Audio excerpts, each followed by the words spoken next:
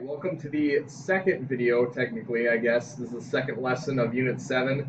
Today, we're going to use the knowledge that we have from understanding what polynomial functions and expressions are, and we're going to add and subtract them.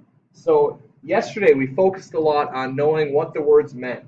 For example, I could label this first group here in parentheses. I'm talking from here to here. The degree is 2. And there are 3 different items. So we would say this is a quadratic trinomial. Quadratic because the degree is 2. And since there's 3 things, 1, 2, 3, it's a quadratic trinomial. We know this one is also a quadratic trinomial because it has 3 items and the highest degree is 2. The leading coefficients are different. The leading coefficient of this term is -4. And the leading coefficient of this term is 3. Now, there are 2 methods to add and subtract these polynomials. The first method is to just simply identify which one of these are like terms after I distribute or multiply. So I have 3x squared minus 2x minus 1, and this is a plus sign, so all this stuff will kind of go together as adding. So it's like I'm having a 1 outside here. I'm just distributing the 1 to everything. It doesn't change anything at all. So here we go. Once we've done any math or distributing that I've had to do, then I can just identify the things that are like terms. Now, like terms have the same exponent on the variable.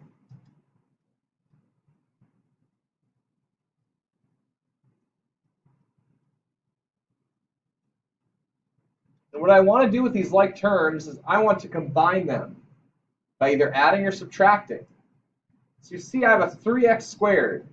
My like term has to have an x to the second power. And I see there is one right over here, -4x to the second power. Now I take the coefficients then, and I combine the coefficients by adding or subtracting.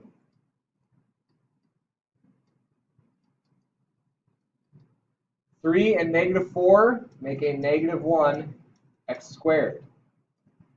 If I look at the -2x, notice I keep the negative sign with the 2, -2x. And positive 3x will combine. 3 plus -2 is positive 1x to the first power. And finally, the last thing I group together, let's use a different color than that. Let's use purple. -1, -2, I combine together to make -3. I'm adding them. So in summary, my end answer will be -x squared plus x minus 3.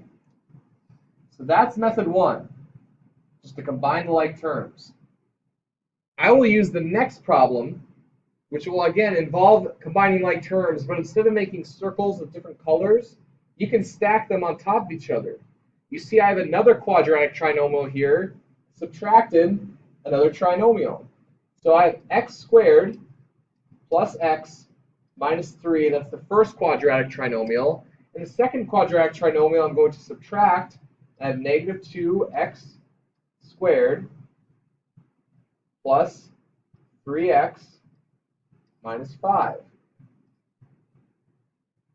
Now, what I'm going to recommend you do, if I stack these up, I have to line up the like terms. So anything that has the same exponent on the variable should be lined up on top of each other. And now I'm subtracting.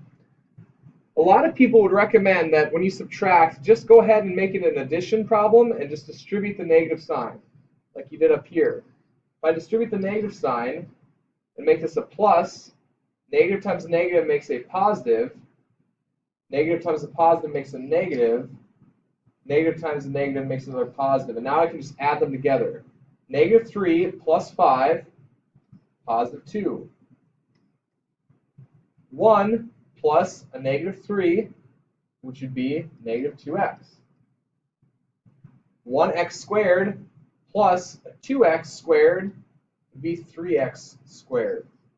So my answer would be 3x squared minus 2x plus 2. Some people like to stack them on top like this. Other people like to group them by circling or identifying the like terms ahead of time. I can do both. I will just do a mixture of them. You choose the one that works for you and stick with that. All right.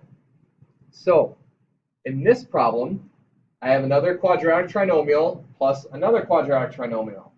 I'm going to do the stacking method for this one. Actually, I'll do that for the next one. I'm going to do like terms in this one. X squared plus 5x plus 6. I'm going to distribute the plus sign to all this. It's just a positive 1. It's not going to change anything. But I'm just going to get rid of that parentheses. Plus negative 4x squared. In fact, I can just have a negative 4x squared if I wanted. All right. Plus x minus 2. Now go through and let's highlight the things that we know are like terms. Negative x squared must go with the negative 4x squared. If I can combine those together, that means I'll get negative 1 plus a negative 4, negative 5 x squared. Highlight the 5x and the 1x. 5 and 1 makes 6. Oops, that's not what I wanted to do. 1 second. Change to a pen. What did I say? Plus 6x. Then finally, the last one, combine the 6 and the negative 2. 6 and negative 2 will make a positive 4. And then if I write it all together in one solid color, it would be negative 5x squared plus 6x plus 4. Now I'm going to do the stacking method for the bottom one. I'm going to show you what happens if we don't have the same number of terms in each item. So for this one, I have a quadratic binomial. Think to yourself, why is this a binomial? 2 items. Bicycles have 2 wheels. So that means I have 3x squared, and I have 0 x's. So I'm going to put a placeholder 0 in that spot. It's kind of like when I have the number 302, and I have to add it to 112. Even though it's 0, I still put it there. So 3x squared plus no x's, there's no x's there, plus 3. I'm going to subtract 5x squared plus x minus 2. Now remember, I'm subtracting, so be careful. 3 minus a negative 2. Now minus a negative 2 will make a plus, so that's going to be a 5. 3 minus a negative 2. 0 minus 1x would be negative 1x. 3 minus 5, negative 2x squared. And that's my answer. You'll get the same answer whether you use the combining like terms method or the stacking method. Now, we will use function notation occasionally, just to make things shorter. I'll have a kind of a word bank of functions here. So if I highlight these, let's just go ahead and do that. F of x will make my yellow function or my orange function. I'll make g of x green, and I'll make h of x my pink or my red function. We'll do it that way. Stoplight, right? Wrong order. So I have f of x plus g of x. That means I need the yellow function, and I'm going to add it to the green function. So the yellow function is 3x squared plus 4x minus 8, and I'm going to add the g of x to the green function. So plus negative 4x squared, and I'm just doing the stacking method right now. Negative 8 plus 7 is negative 1. 4 plus 3 is 7x. 3 minus 4 is negative 1x squared. And there you have it. Done. It's that fast. It's just adding and subtracting. Make sure you keep the exponents on every term. This is x to the first power, x to the second power. These are like terms because they have the same exponent. Let's look at the next one. I have the green function g plus the red function h. I'm going to do the stacking method again. I bet you can tell that that's what I like to do better. I like to stack these things. Negative 4x squared plus 3x plus 7, and I must add the red function, x squared plus 4. Now make sure you line this up correctly. X squared should line up with the other x squared. Negative 4 should line up with the other constant. There should be 0 x's there. You don't have to write the 0x, but it helps keep me organized, so I do it. 7 minus 4, positive 3. 3 plus 0, 3x. Negative 4 plus 1 is negative 3x squared. And there you have it. Now we'll subtract some, and it's going to be the same group of functions, so I'm just going to give you the color coding map again, yellow, green, and red. So now I want the green g of x minus the red h of x. So h of x happens to be x squared minus 4, with 0 x's in between. And I'm subtracting that from, stack the g of x on top now, so let's write that down. Negative 4x squared plus 3x plus 7. All right, and so now we have it all ready to go. We're going to add these together now. Subtract it, I should say. Notice I'm subtracting this entire thing, so I'm going to put it in parentheses to remind myself I'm subtracting. 7 minus a negative 4 would be positive 11. Minusing a negative. 3 minus 0 is 3x. Negative 4 minus x is negative 5, x squared. There you have it. For the last one, I'll do another like terms mix-up, just so you get the hang of that. I think I've already done this one on the last slide, but that's okay. I'll do it again with a different method. I'll put g of x over here, negative 4x squared plus 3x plus 7. And I'm going to add the red stuff.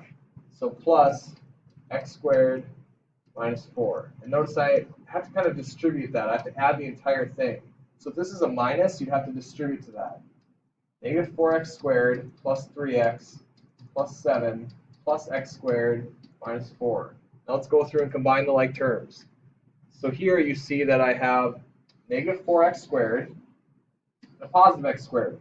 And together, that would make negative, oops, again, with my highlighter pen, would make negative 3x squared. Let's go to the next spot, through darker blue. 3x, nothing else would just stay 3x. And finally, the last stuff, positive 7 and negative 4 make a positive 3. I definitely did this on the last slide. It's good to see it two different ways, though, and we just leave it like that. Negative 3x squared plus 3x plus 3. It is also possible to do 3 at once. So, just for the sake of the video and its brevity, I'm going to go through and just do all these. I'm going to just do the second one here. So I have f of x, g of x, and h of x. And I'm subtracting h of x. So I'm going to do the like terms method here. So in this case, I have, let's see, 3x squared plus 4x minus 8 plus g of x, which is going to be the negative 4x squared plus 3x plus 7. I'm adding the entire thing. And here's what parentheses mean something, x squared minus 4. I have to distribute that negative to both of the red things. So I have 3x squared plus 4x minus 8. Distribute that to all of those. They stay the same. Minus 4x squared plus 3x plus 7 minus x squared. Negative times negative makes a positive x to the fourth. And now looping together is going to be extremely important. 3x squared, negative 4x squared, negative x squared, 4x, 3x. That's it. Negative 8, positive 4, positive 7. Let's add all the Greek terms together. 3x squared minus 4x. Okay, it should be negative x squared. I'm sorry, 3x minus 4x minus x would be negative 2x squared. My mistake, I was going too fast. Got thrown off by that announcement. 3 minus 4 is negative 1. Minus 1 more is negative 2x squared. Let's go to the dark blue stuff. 4x and 3x makes 7x. And now the purple thing. Negative 8 plus 7 is negative 1 plus 4 is positive 3. So my answer would be negative 2x squared plus 7x plus 3. That is a quadratic trinomial. Now, you can solve for missing coefficients by just plugging in what you think it needs to be. So for example, if I look at the x terms, 5x and blank x, if I'm adding them together, I need to get 8. So in other words, 5 plus the bracket here, let's call this bracket 1. Bracket 1, 5 plus 1 has to equal 8. So what has to go here? 3. All right, over here I have blank plus the other constant, blank, negative 2 has to equal negative 3. So that has to be 5. All right, we'll go over more of these in class. Don't worry about this book assignment. We'll be working on that in class. I hope you have a good evening. Thanks.